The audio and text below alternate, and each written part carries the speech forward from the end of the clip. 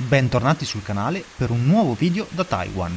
Oggi percorrerò il Sandiaoling Trail, un trekking di circa 10 km che si snoda tra bellissime cascate, scale, fauna locale e percorsi molto affascinanti, fino ad arrivare alla conosciutissima Shifen, una cittadina dove passa la ferrovia Pingxi Line. Qui orde di turisti non aspettano altro se non rilasciare la loro lanterna in cielo, che poi si andrà a schiantare nella natura inquinando e rischiando di causare incendi. Ma questo è un altro discorso. Quindi mettetevi comodi e godetevi questo nuovo video, iscrivetevi al canale per supportarmi e per non perdervi tutti i miei prossimi contenuti. Buongiorno da Taipei, sono le 6:45, è molto chiaro per essere così presto e sto andando in stazione, faccio 1,5 chilometri a piedi, vado in stazione, spero che sia tutto a posto con il treno e poi arriverò in questa stazione dopo 1 ora e mezza più o meno di treno dove inizierò il trekking. Mi prendo anche il pranzo perché non sono sicuro che ci sarà qualcosa lungo il trekking.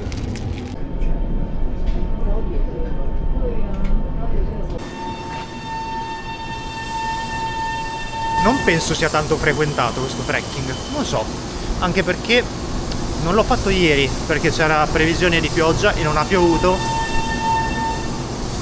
Ora piove. Mannaggia, oh, che sfiga. Comunque, benvenuti a Sandiaoling. Ci troviamo più o meno a un'oretta e mezza da Taipei. Treno molto semplice, questo che ho preso io è diretto, altri bisogna fare il cambio. Se volete la fermata prima di questa ci si ferma a Udong, che è soprannominato Cat Village, quindi se volete farci un salto potrebbe essere carino. Il trekking che mi appresto a fare dovrebbero essere più o meno 8 km. La stazione di partenza è questa, si passa tra alcune cascate e si arriva al villaggio di Shifen. Shifen, che è uno dei posti più turistici in assoluto in tutta Taiwan, infatti ho paura del numero di persone che troverò là, però magari visto il tempo, non so. Shifen è famosa per le lanterne, è il posto per eccellenza dove si fanno volare queste lanterne.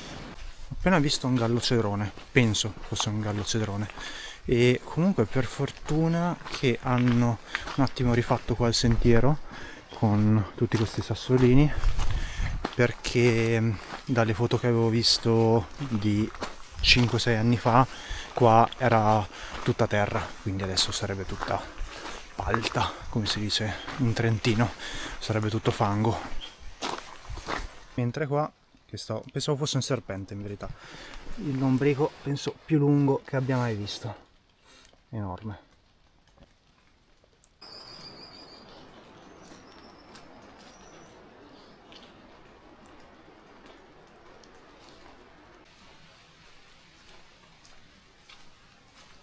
Un avviso di attenzione al numero di calabroni e comunque dovrebbe essere da questa, qua c'è un bel segnale di pericolo che non fa mai male e vediamo se si riesce a vedere la cascata, la prima cascata. Sono arrivato alla prima delle 3 o 4 cascate, la Egu Waterfall. È composta da una prima sezione di 25 metri e poi una seconda sezione di 13 metri. Molto bella e molto bello essere qua da solo, c'è una pace, un silenzio.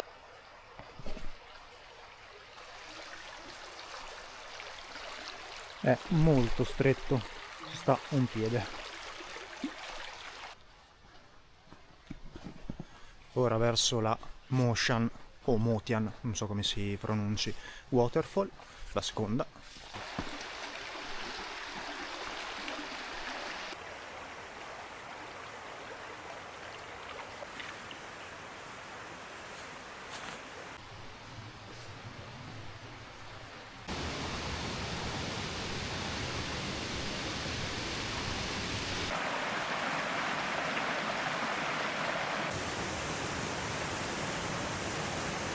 bellissimo anche con queste pozze d'acqua lungo il percorso, piene di pesci, bello. Comunque anche se piove e il sentiero comunque è in ottime condizioni e lo sanno benissimo che in alcune parti si può allagare, come adesso. Quindi hanno già predisposto tutto con tipo delle assi per sorpassare i punti più difficili, maniglie, eccetera, eccetera. Veramente tenuto perfettamente per ora. Nonostante il percorso sia tutto bagnato, le rocce tutte bagnate, non si scivola sulle rocce, non so come mai. Cioè, sarà la composizione, ma fanno attrito. Avevo paura che si scivolasse, però non è così. Terzo.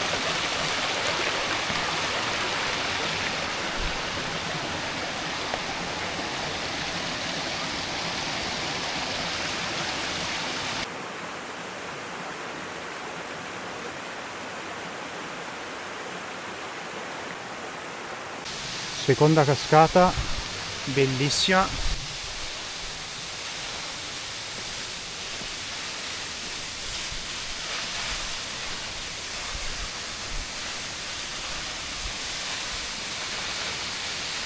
Là dietro passa il sentiero. Allora, mi sbagliavo, in verità il sentiero non passa dietro la cascata, però c'è una piccola deviazione che vorrei provare a fare. Qua piove, quindi devo coprirmi.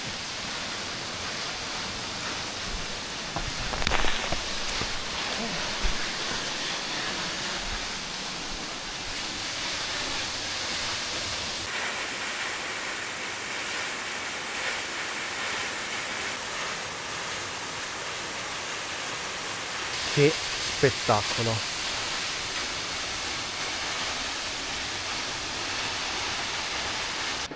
Questa è veramente in piedi. È molto lunga. Terza cascata.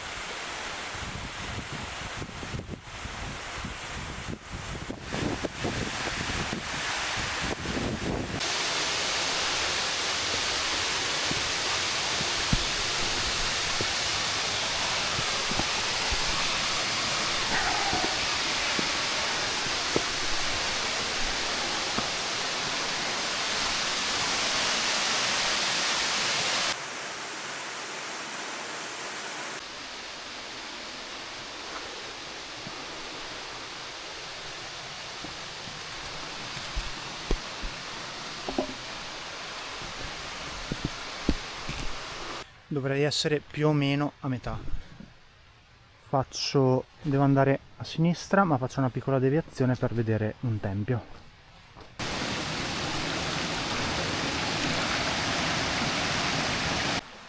Bagni pubblici, non ci credo, vediamo se funziona.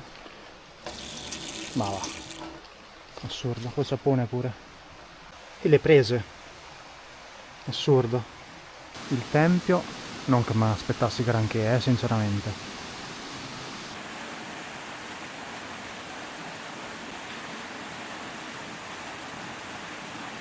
Snack al volo. Questi sono molto comodi perché, vabbè, da una parte sono uno spreco, però per chi ha poco tempo, non si ferma tanto nelle destinazioni, non si vuole prendere un barattolo intero di marmellata, Nutella o burro d'arachidi, vendono praticamente 2 sandwich ripieni.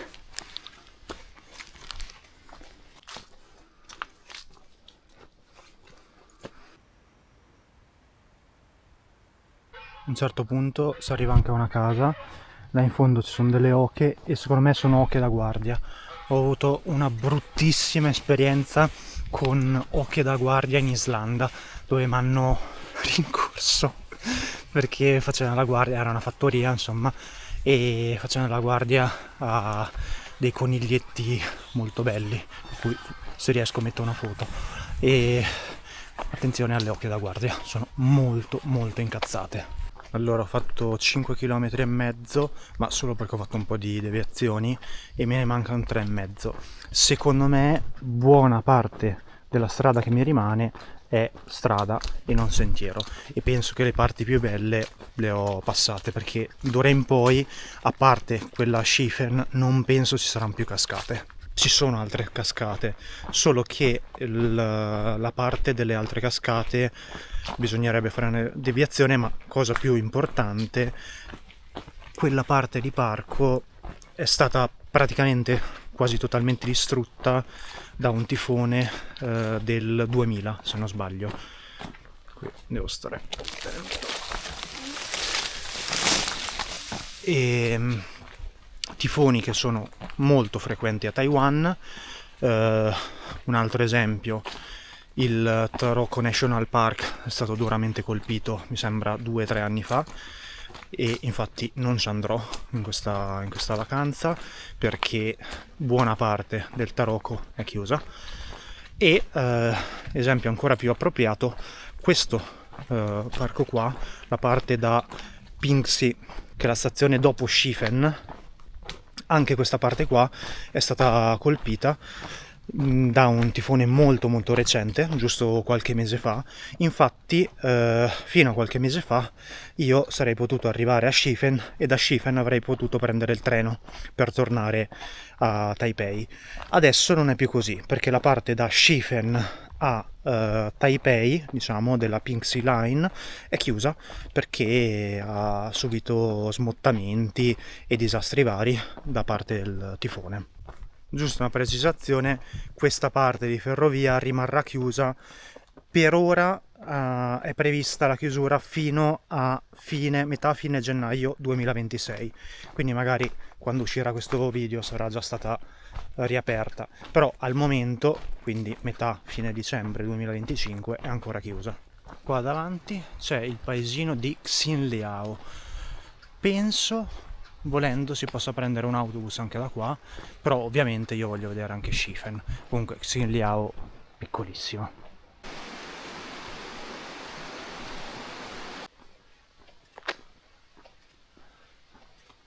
Qua c'è una fermata dell'autobus, non so quanti ne passino sinceramente.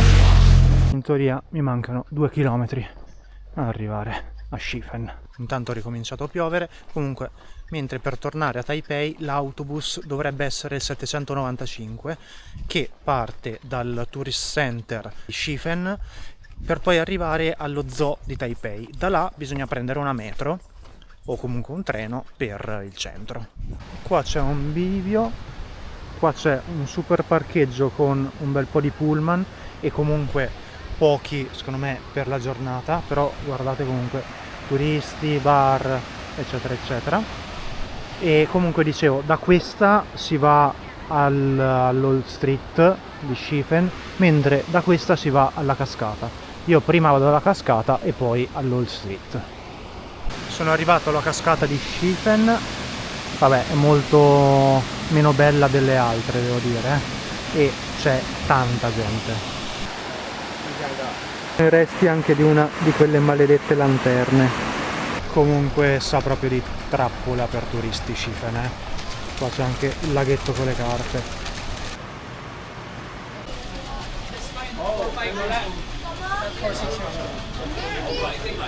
Mi rimangio la parola, la cascata è molto bella, però non mi rimangio la parola sul fatto che sia una trappola per turisti, perché è tutto adibito a puntino per i turisti, cioè arrivi qua col bus organizzato, eccetera eccetera.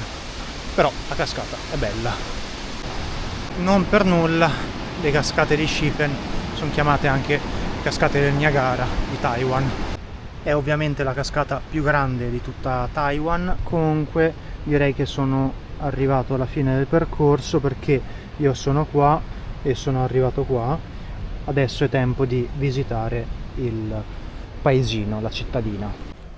Confermo che al Visitor Center c'è la fermata per tornare poi indietro a Taipei. Comunque là si vedono anche delle lanterne, sono poche, essendo giorno, essendo brutto tempo, però ci sono. Comunque questa cosa delle lanterne è veramente una brutta tradizione, cioè bellissimo, però per l'ambiente è un disastro, perché ovviamente una volta che sono su, quando cadono in mezzo alla natura, al fiume, ai boschi, e non si riescono a recuperare. Capisco la tradizione, però è un po', non è il massimo, diciamo. Comunque dal Visitor Center alla Old Street di Schiefen è poco meno di 1 chilometro, quindi 10 minuti di cammino.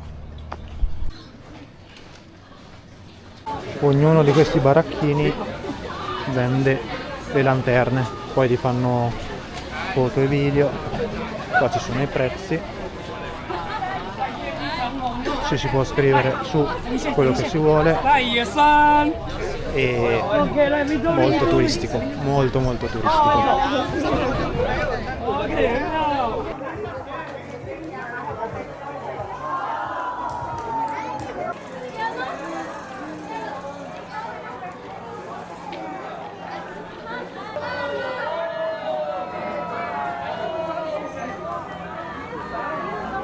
Qua in teoria solitamente passa il treno e è molto caratteristico perché passa in mezzo alle due sponde a mercati che non sono mercati in verità, però sono negozi, e però come vi dicevo adesso la linea è chiusa, quindi non vedrò passare il treno.